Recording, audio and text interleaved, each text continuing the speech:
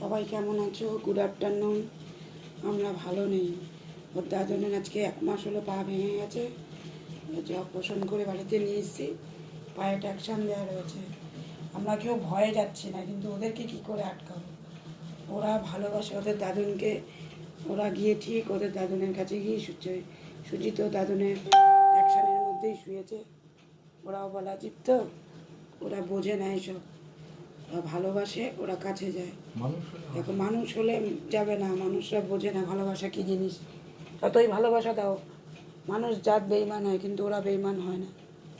ওরা ওর দাদুনের পায়ের মধ্যে গিয়ে শুচ্ছে। দাদুকে 1 মাস দেখেনি, দেখো এখন অবস্থা। দাদুনের কাছে ছাড়া থাকছেই না।